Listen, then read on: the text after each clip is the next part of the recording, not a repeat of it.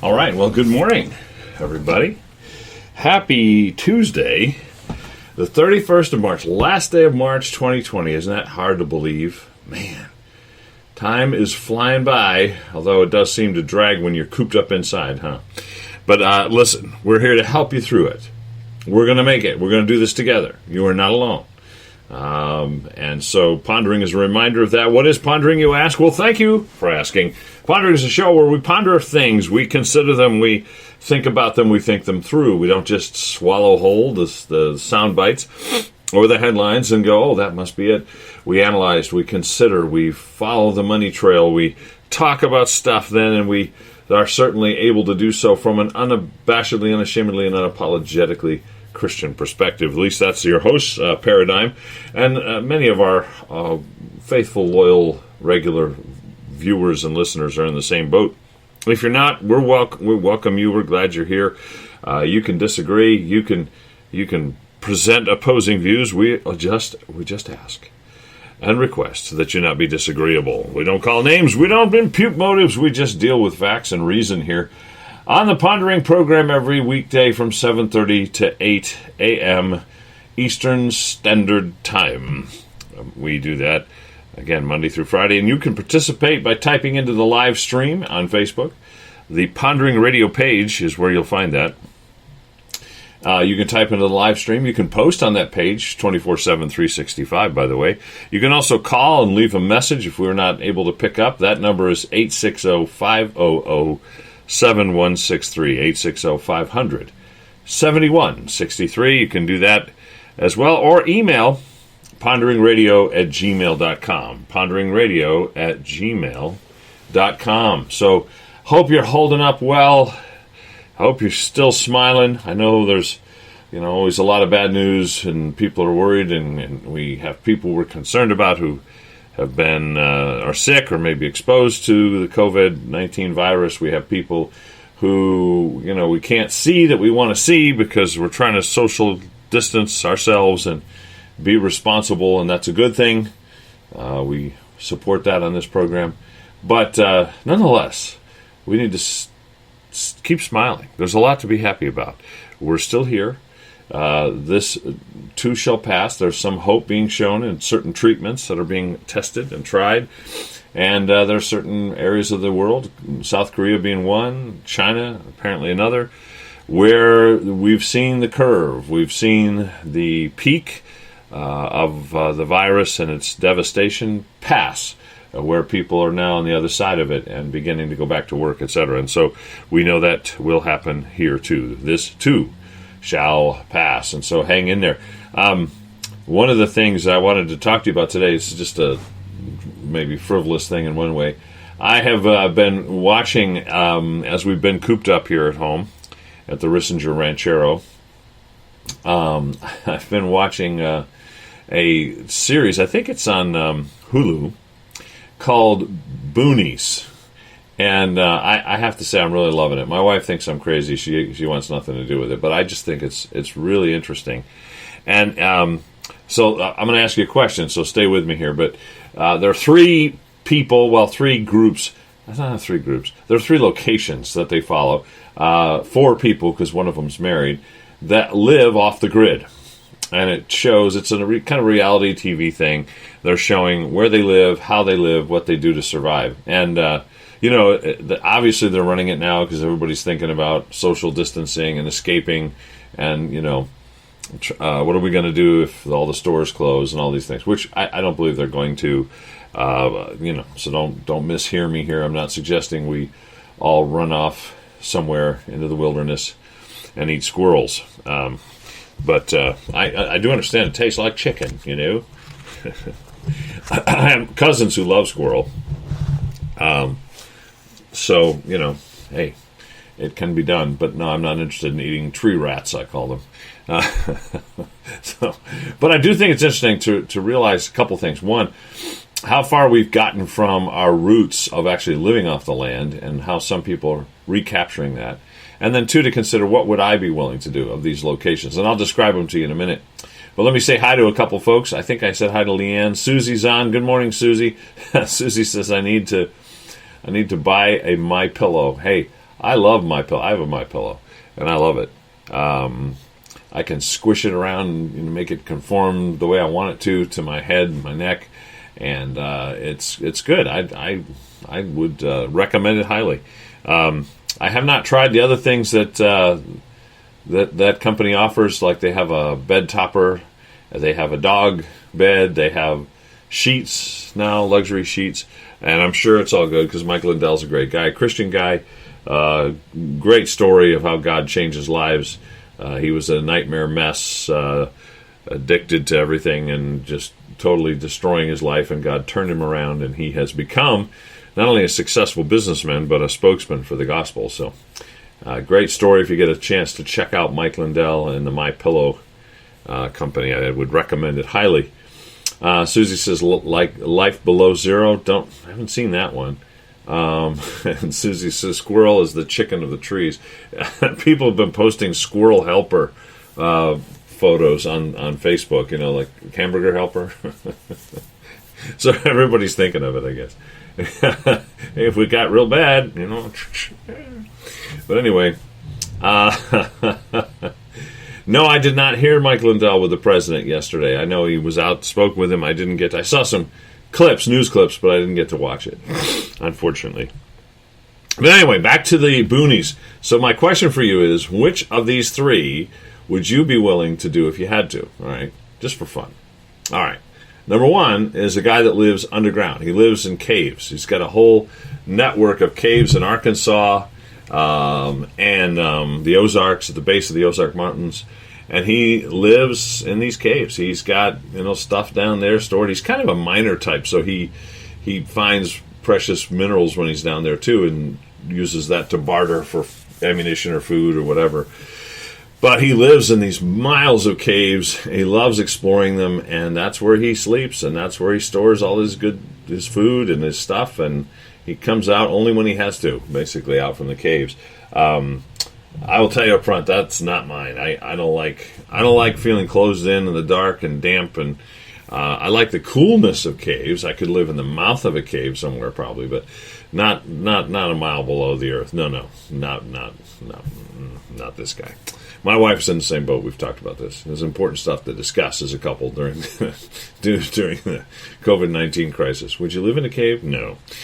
So that one we ruled out, but that's interesting. Some people would love that. That's number one. Number two is a couple that lives in a tree house. They're about 25 feet off the ground. They're in the mountains as well. I forget where they are.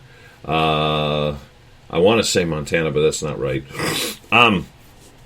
But they garden. They actually have a garden on the roof of their little tree house now, so it gets more sunlight, etc. Picks up more moisture that way too. And they forage for plants, and when one of them gets sick, they'll go out and find herbs and make a tea and whatever. And he hunts too for deer, elk, etc. And they live off of that. And they'll barter for something. They have chickens, so they have eggs every day. They bartered recently for a goat, so they could have goat's milk as part of their diet. And that's how they live, up off the ground, 25 feet. It looks great, except they had a storm come through in one of the episodes I saw where the place is going, just as a viewer, you want a Dramamine. But, hey, that's option two. And then option three is a guy that lives up in Idaho in the mountains, and he lives like Grizzly Adams. I would say that's the closest illustration comparison I could give. He has a couple horses. He wears leathers. He looks like an old pioneer or even a Native American. He's not by heritage, but he has muzzle loaders, and he lives in a teepee. And he moves when he has to move. Again, he barters for stuff. He hunts bear and whatnot, and eats that, and lives off the land, basically.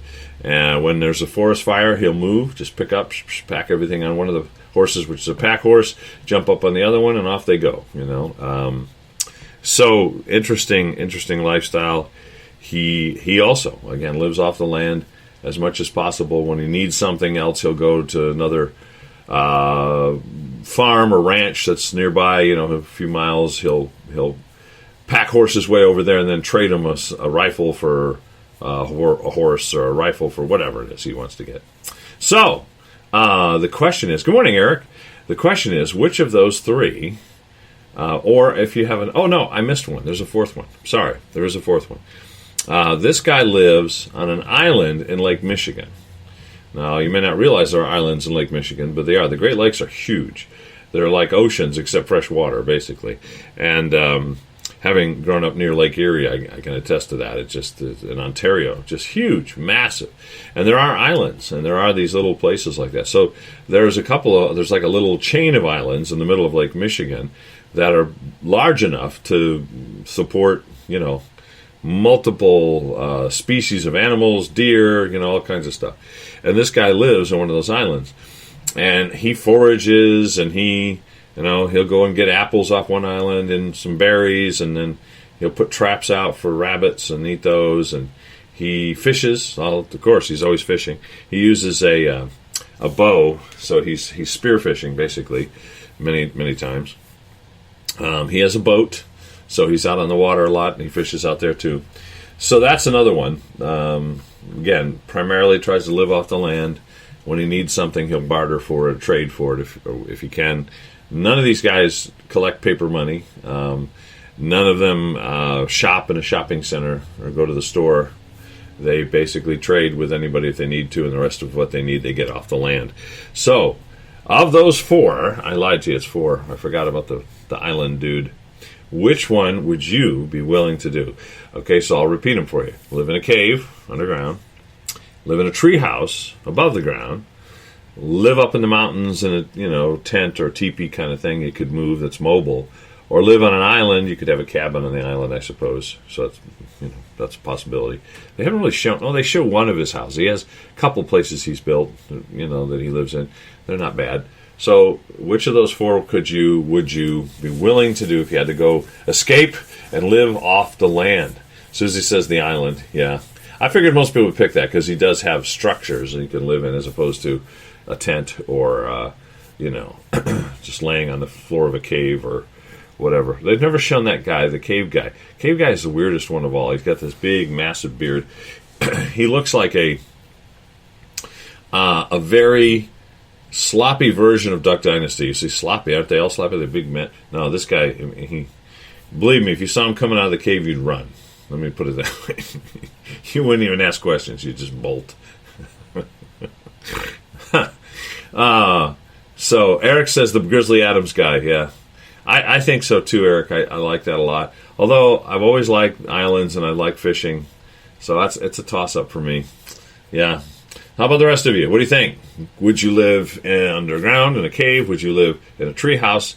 Would you live in a tent, like in the mountains, mobile tent or teepee kind of thing, or on an island far away from it all, etc.? Leanne says, tree house, please, like Swiss Family Robinson. I'd like a pet elephant too. Yeah.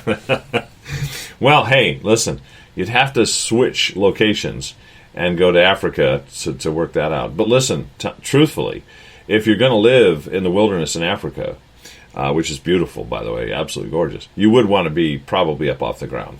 Yeah. Certain critters can climb trees, obviously, but at least you'd have some sense that they're coming. You'd hear or feel them coming. You could defend yourself. Whereas if you're on the ground, man, by the time you see them, it's too late. You're somebody else's lunch. So yeah, I'd be up off the ground too. And then you'd be eyeball to eyeball with the giraffes and stuff. And giraffes are awesome. I mean, they're not aggressive, but they can defend themselves. If you notice, lions won't mess with an adult giraffe. One swift kick from a giraffe and a lion can be opened up from neck to tail kind of thing, and they're done. So they don't tackle them. But giraffes are they're just peaceful. We've had them come right up to the Jeep, lean down like that, and take a look at us, and you're like, oh, but nah, they don't hurt you. They just want to check you out. They're like, I don't know how, they're like cows almost, disposition wise. But anyway, yeah. Susie says life below zero sounds about the same, but it's based in Alaska. Yeah, probably so. And Eric says, I would want a pet bear. Yeah, if you're going to be Grizzly Adams, you might as well have the bear, too. But I don't think, not for me. No, not the bear. That's the other thing about this guy. He shot a bear, and he eats everything. He doesn't waste anything. He's very conscientious that way. But I've eaten a lot of stuff, and I grew up in the country, so we hunted and fished and all that, and we ate a lot of that stuff that we hunted, right? But one thing I just can't imagine. I would not want to eat bear. From what I've heard, it's very gamey tasting, and I don't know. There's just something about it. I've always been, I wouldn't want to eat a bear. I would eat a deer. I've had venison many times, and partridge and pheasant, and all different kinds of fish, rabbit. But I just can't imagine myself. I don't know. All right. Charity says, can I just have a teleporter, visit lots of different locations without the travel time? That'd be great. Sure. Yeah. That Charity doesn't want to stay in one place. So Charity wants all four, in essence, just bop around. I get it. I suppose you could do that. You could have temporary dwellings in each one, or just, like an outpost, and you just move from place to place, with or without the teleporter. But yeah, teleporter would make it faster. Just fun little exercise, something to think about. So part 2 to this, since I've already gone down this path a little bit, is what would you be willing to eat? Or maybe I should ask you what you've already tried that's more exotic, wild, game, etc. Gamey, wild, different, unique, etc. I have had, over my lifetime, a lot of different things. My family used to have game dinners every so often. There are different hunt clubs that do it now, here in Connecticut even. But my family used to do it. Everybody brings something they shot, and we'd put it all together and have a big dinner.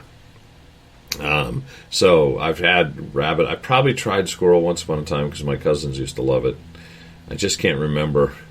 I know I never was attracted to it, but I think I might have tried it. Pheasant, partridge, of course, all different kinds of fish, trout, bass, walleye, all kinds.